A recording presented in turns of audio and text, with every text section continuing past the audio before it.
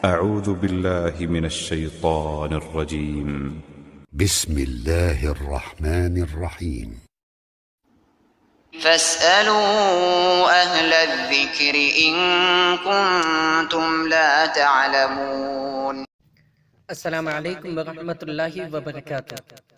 ایک پوسٹ بھیجی گئی تھی جس میں نماز کی مشروعیت کے متعلق بتایا گیا تھا کہ نماز کیسے فرض ہوئی، کیسے مشروع ہوئی، اور کون سے نبی نے کون سی نماز سب سے پہلے پڑھی۔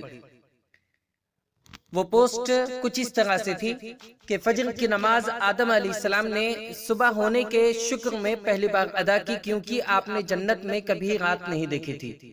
اور ظہر کی نماز ابراہیم علیہ السلام نے اسماعیل علیہ السلام کے جان محفوظ رہنے کی خوشی میں پہلی بار ادا کی۔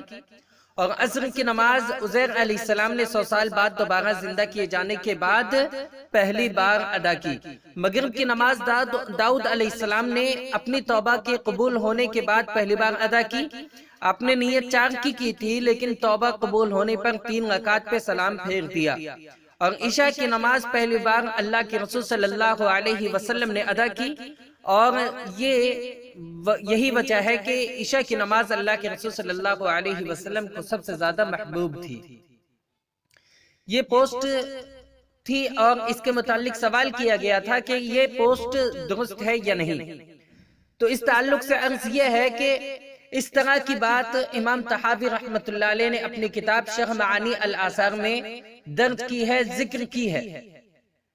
میں یہ تو نہیں کہوں گا کہ ہو بہو وہی الفاظ ہیں، لیکن جو پوسٹ بھیجی گئی تھی ممکن ہے کہ وہ اسی کا خلاصہ ہو، اسی سے ماخوذ ہو، اور اس میں کچھ باتیں توڑ مروڑ کے بیان کی گئی ہوں۔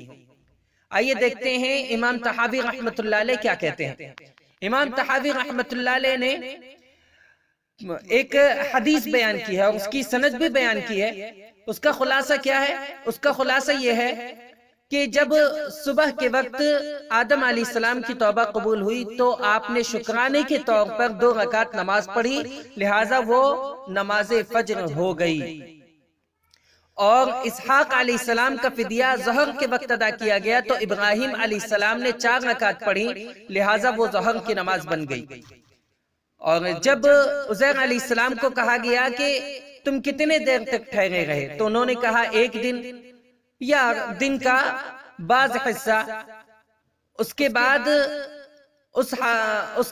انہوں نے 4 رکعت ادا کی تو وہ نماز عصر ہو گئی۔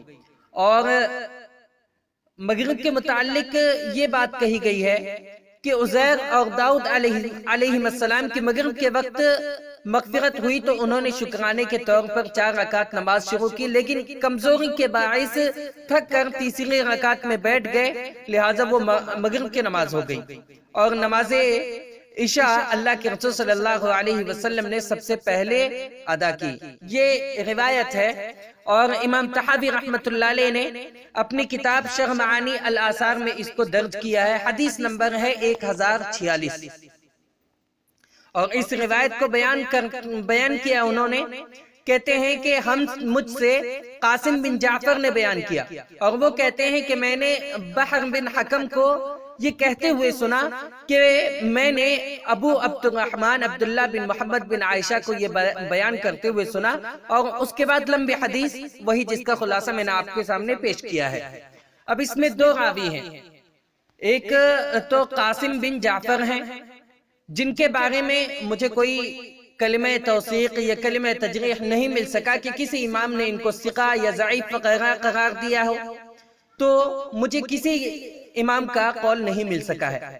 اور امام طحاوی رحمۃ اللہ علیہ کی جو کتاب ہے شرح معانی الآثار، اس کے روات کے سلسلے میں ایک کتاب لکھی گئی ہے، اس میں بھی کچھ خاص معلومات نہیں ملی ہے کہ یہ راوی ثقہ ہے یا ضعیف ہے۔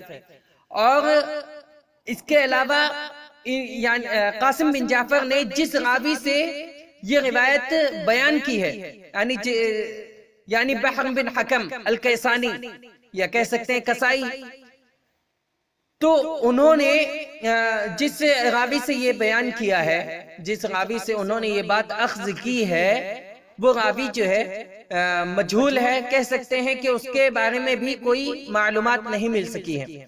اور جو کتاب شرح معانی الاثار کی روایت کے سلسلے میں ہے اس میں بھی یہی بات ہے کہ مجھے اس کے متعلق کوئی بھی ترجمہ نہیں مل سکا کہ یہ کیسا راوی ہے، کون ہے، کیسا راوی ہے، اور کس نے اس کو ثقہ یا ضعیف قرار دیا۔ گویا کہ دو راوی ایسے ہیں جن کے بارے میں کوئی کلمہ توثیق یا تجریح نہیں مل سکی۔ یہ شرح معانی الاثار کی سند کا حال ہے۔ تو ایسی حدیث کو ضعیف کہا جائے گا۔ اس کے علاوہ کئی علماء کرام نے اپنی کتب میں اس طرح کی روایت درج کی ہے، اور سب نے اس روایت کو امام غافی رحمۃ اللہ علیہ کی طرف منسوب کیا ہے، اور امام غافی رحمۃ اللہ علیہ مسند شافعی کی شرح میں اسی طرح کی بات کو ذکر کرتے ہیں، لیکن انہوں نے یہ بات ذکر تو کی ہے، البتہ بنا سند کے ذکر کی ہے۔ آپ دیکھ سکتے ہیں مسند شافعی کی شرح جلد نمبر 1 صفحہ نمبر 253، یہ کتاب عربی میں ہے۔ تو گویا کہ امام غافی رحمۃ اللہ علیہ نے اس کو بلا سند نقل کیا ہے، البتہ اپنی ایک دوسری کتاب التدوین فی اخبار قزوین میں اس روایت کو سند کے ساتھ تفصیل سے ذکر کیا ہے، اور اس روایت کے متعلق حافظ ابن حجر رحمۃ اللہ علیہ لسان المیزان میں جلد نمبر 7 صفحہ نمبر 269 میں لکھتے ہیں کہ یہ روایت موضوع ہے، اور وہ جو لمبی روایت ہے جس کو امام غافی رحمۃ اللہ علیہ نے اپنی کتاب میں درج کی ہے، اس لمبی روایت میں ایک ٹکڑا ہے آخر میں جو کہ صحیح بخاری کی حدیث سے ثابت ہے، اور وہ ٹکڑا کیا ہے؟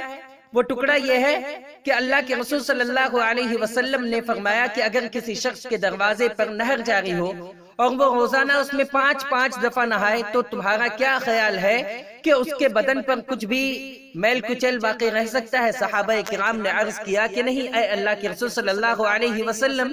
تو آپ صلی اللہ علیہ وسلم نے فرمایا کہ یہی حال 5 وقت کی نمازوں کا ہے کہ اللہ پاک ان کے ذریعے سے گناہوں کو مٹا دیتا۔ یہ صحیح بخاری کی روایت حدیث نمبر ہے 528۔ تو خلاصہ کلام یہ کہ امام طحاوی رحمۃ اللہ علیہ نے جو بات ذکر کی ہے اس تعلق سے کہ فلاں انبیاء کرام نے فلاں نماز سب سے پہلا ادا کی، وہ روایت صحیح نہیں ہے۔ اس میں دو راوی جو ہے مجھول ہیں جن کے بارے میں کلمہ توثیق یا کلمہ تجریح نہیں مل سکا۔ اس کے علاوہ یہ جو راوی اس میں موجود ہے یعنی کہ ابو عبد الرحمن عبداللہ بن محمد بن عائشہ، تو انہوں نے یہ بات بیان کی ہے، یعنی نہ اس کو اللہ کے رسول صلی اللہ علیہ وسلم کی طرف منسوب کیا ہے اور نہ کسی صحابہ کے واسطے سے بیان کیا ہے۔ اور ایک اور روایت اس تعلق سے ملتی ہے جو کہ تفصیل سے موجود ہے، جس کو امام غافی رحمۃ اللہ علیہ نے اپنی کتاب میں درج کیا ہے اور اس کی سند بھی بیان کی ہے، لیکن حافظ ابن حجر رحمۃ اللہ علیہ نے لسان المیزان میں اس روایت کو موضوع قرار دیا ہے، اور امام حاکم رحمۃ اللہ علیہ کا انہوں نے قول بھی نقل کیا ہے کہ اگر یہ روایت صحیح ہوتی تو شیخین کے شرط پر ہوتی۔ واللہ تعالی اعلم بالصواب۔ السلام علیکم ورحمۃ اللہ وبرکاتہ۔